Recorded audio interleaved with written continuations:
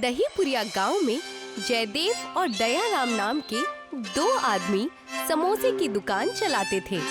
दोनों की दुकानें एक दूसरे के बिल्कुल सामने थीं, लेकिन दयाराम की दुकान हमेशा ग्राहकों से भरी रहती थी। अरे दयाराम, तुम्हारे समोसे तो कमाल के हैं। ऐसा लगता है कि एक साथ 5-6 प्लेट खा जाऊं। अरे लीजिए ना रमा भाई, किसने रोका है? तेरे समोसे खाकर पेट भर जाता है, लेकिन जी नहीं भरता है। जबकि जयदेव की दुकान पर इक्का दुक्का लोग ही आते थे। ये देखकर जयदेव को दयाराम से बहुत जलन होती थी। क्यों? इस दयाराम के समोसे इतने मशहूर हैं। मेरे समोसे उससे कम अच्छे नहीं है। फिर भी पता नहीं लोग मेरी दुकान पर क्यों नहीं आते।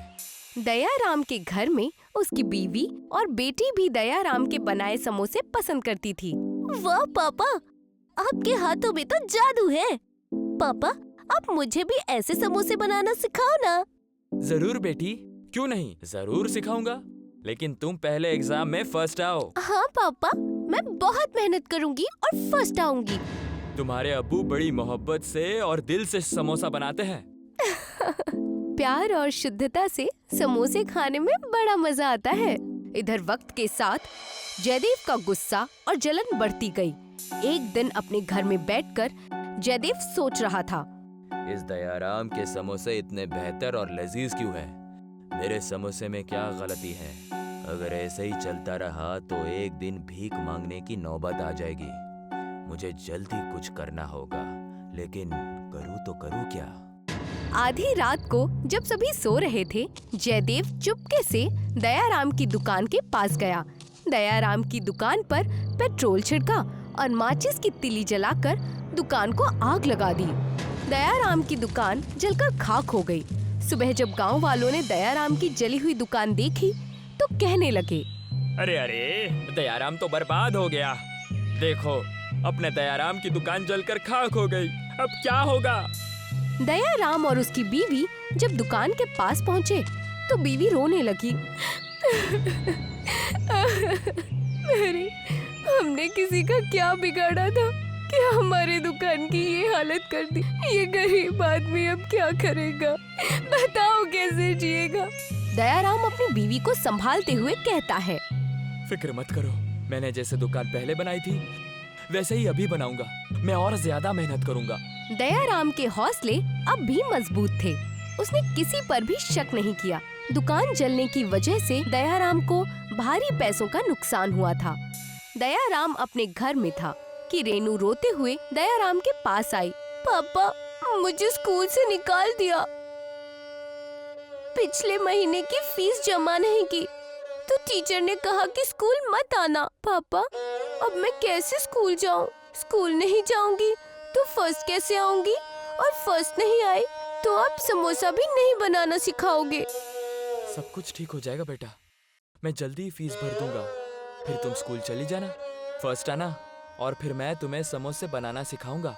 सब कुछ ठीक हो जाएगा, तुम फिक्र मत करो। दयाराम सब ठीक करने की कोशिश में लग गया। उसकी दुकान जल गई थी, लेकिन उसने फिर से हिम्मत करके पैदल समोसे बेचना शुरू किया। दयाराम गली गली घूमता और समोसे बेचता। समोसे ले लो, ताजे गर्मा गर्म समोसे ले लो। अरे दयाराम भाई, जल्दी से गर्मा गर्म समोसे दे दो। हाँ भैया। दयाराम, तुम्हारी दुकान जली, लेकिन तुमने जुर्रत करके फिर से समोसे बेचना शुरू कर दिया। बहुत बढ़िया बात है, तुम्हारी जुर्रत की तो दाद देनी पड़ेगी। जी, मुझे अब ये सब कुछ तो करना ही पड़ेगा ना। दयाराम तो समोसे बेच रहा था, लेकिन जयदेव की दुकान में पहले भी ग्राहक नहीं आते थे और अब भी वही हाल था। परेशान होकर जयदेव अपनी बीवी से कहता है, मैंने उस दयाराम की दुकान जला दी, लेकिन वो अभी भी पैदल समोसे बेच रहा है। अरे उससे क्या ही होगा, वो पैदल समोसे बेच रहा है ना। क्या करूं कि मेरी दुकान चल पड़े? अभी तो कुछ करना ही पड़ेगा, नहीं तो वो दयाराम पैदल ही समोसे बेचकर हमसे आगे निकल जाएगा। हाँ, तुम ठीक कह रही हो। दयाराम के समोसे वैसे ही बिक रहे हैं जैसे पहले बिक रहे थे। जयदेव और उसकी बीवी दयाराम के काम से जल रहे थे, लेकिन दयाराम मेहनत किए जा रहा था। एक दिन रास्ते से जाते हुए उसे एक दरख्त के नीचे बैठी एक बुजुर्ग भिखारन मिली।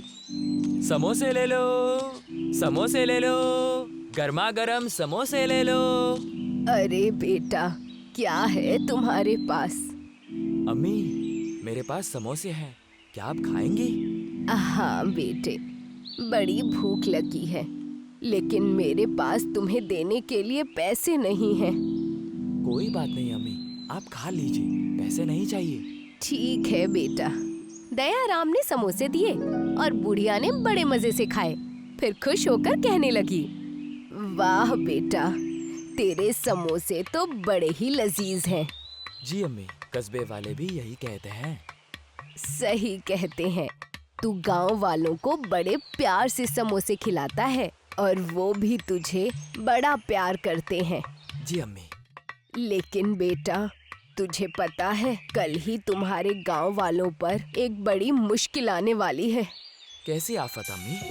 कल तुम्हारे गांव पर इतना बड़ा ग्रहण लगने वाला है कि पूरा गांव अंधेरे में डूब जाएगा। इतना अंधेरा छाएगा कि कुछ भी नजर नहीं आएगा और तुम्हारे गांव में बिजली की तकलीफ तो है ही, लोग परेशान हो जाएंगे। अरे अम्मी, कैसी बातें कर रही हैं? और आपको ये सब कैसे पता? तभी बुढ़िया अपने असली रूप मतलब परी के रूप में तब्दील हो गई। दयाराम ये देखकर हैरान रह गया। आप कौन है? आप है कौन? मैं परी लोक से आई हूँ, एक परी हूँ। दयाराम, मैं तुम्हारी नेक दिली और मेहनत देखकर खुश हुई। तुमने मुझे बिना पैसों के समोसे खिलाकर अपनी नेक दिली का सबूत दिया है, इसलिए मैं तुम्हारी मदद करना चाहती हूँ। लेकिन जो आपने ग्रहण वाली बात कही, क्या वो हकीकत है? हाँ दयाराम, ये सच है, लेकिन गांव वालों को इस मुश्किल से बचाने का हल मेरे पास है। आओ मेरे साथ। परी दयाराम को अपने साथ ले गई। गांव के बाहर आकर दयाराम ने देखा कि एक बड़ा सा समोसा है और उसका एक दरवाजा है। परी जी, ये क्या है? दयाराम, ये एक गुफा है। तुम्हारे बेहतरीन समोसे की वजह से ही मैंने इसे ऐसा कर दिया है। तुम ग्रहण से पहले ही सारे गांव वालों को यहाँ पर ले आओ। यहाँ पर सारे गांव वाले आएंगे तो उन्हें कोई मुश्किल नहीं होगी। जाओ, अपने गांव वालों को बचा लो। जी परी जी, मैं आज ही कस्बे वालों को यहाँ पर लाता हूँ। आपका बहुत बहुत शुक्रिया। दयाराम ने परी के सामने सिर झुकाया और परी गायब हो गई। बाद में जब दयाराम गांव गया और उसने गांव वालों को ये कहानी बताई तो रामा कहने लगा, दयाराम, तुम ऐसे कैसे कह रहे हो? माना कि तुम्हारे समोसे हमें पसंद है और हम तुम्हारी इज्जत भी करते हैं, लेकिन तुम जो कह रहे हो उस पर यकीन कैसे करें? रामा भाई, सच में कस्बे में ग्रहण लगने वाला है जिससे पूरा कस्बा मुसीबत में आ सकता है। आपको यकीन नहीं है तो आप मेरे साथ चलिए। रामा और दयाराम चलकर जब समोसे वाली गुफा के सामने पहुँचे तो रामा हक्का बक्का रह गया। अरे बाप रे बाप, इतना बड़ा समोसा! अब तो यकीन हो गया ना रामा भाई, आज रात ही ग्रहण लगने वाला है। तो चलो जल्दी दयाराम, अभी तुरंत कस्बे वालों को यहाँ पर ले आते हैं। दयाराम, तुम्हारी वजह से आज कस्बे वाले मुश्किल से बचेंगे। दयाराम और रामा ने गांव वालों को इकट्ठा किया। सभी गांव वाले जमा हुए और सभी चलकर उस गुफा में घुस गए।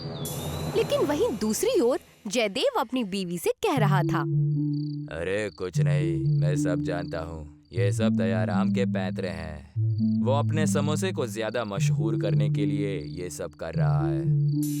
वो क्या कहते हैं, इश्तिहार है। उसे लगता है कि इससे उसके समोसे ज्यादा बिकेंगे।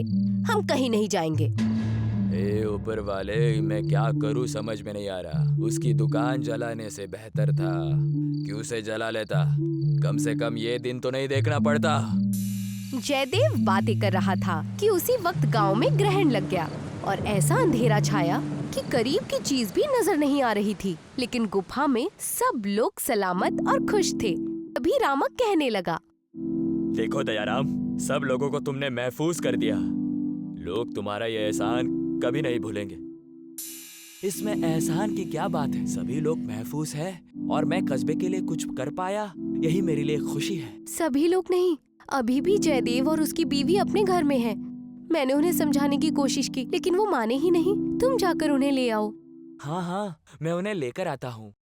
दयाराम हाथ में टॉर्च लेकर चलते हुए जयदेव के घर पहुंचा। कौन कौन है? मैं हूँ जयदेव भाई। हमने आपको समझाया था ना कि ग्रहण होने वाला है। अभी भी वक्त है, यहाँ से चलिए, मैं आपको लेने आया हूँ। हाँ दयाराम, हमें यहाँ से ले चलो। दयाराम जयदेव और उसकी बीवी को लेकर गुफा में पहुंचा। दूसरे दिन जब ग्रहण चला गया तो हालात ठीक हो गए। गांव के लोग गुफा के बाहर आए तो जयदेव की आंखों में अफसोस के आंसू थे। दयाराम, मुझे माफ करना। क्या हो गया जयदेव? दयाराम, मैंने ही तुम्हारे समोसे की दुकान जलाई थी। तुम्हारे समोसों को मेरे समोसे से ज्यादा बिकता हुआ देखकर मुझे जलन हो रही थी, इसलिए मैंने तुम्हारी दुकान जला दी। मैं तुम्हारी तरक्की से जलता रहा। मुझे माफ करो। तुमने जो कस्बे वालों के लिए किया है वो बहुत बड़ी बात है। मेरे मना करने के बावजूद भी तुम मेरे घर तक आ गए और मैंने तुम्हारी दुकान जला दी। मुझे मेरे किए पर पछतावा है। मुझे माफ कर दो। जयदेव, तुमने जो किया है वो गलत है, पर तुम्हें अपने किए का पछतावा है, इसलिए मैं तुम्हें माफ करता हूँ। जयदेव, जलन और बुराई के साथ कोई काम करोगे तो तुम्हें ही तकलीफ होगी, इसलिए मेहनत और साफ मन से काम किया करो तो तुम सफल हो जाओगे। मैं समझ गया दयाराम। आज से मैं अपना काम ज्यादा मेहनत और साफ दिल से करूंगा।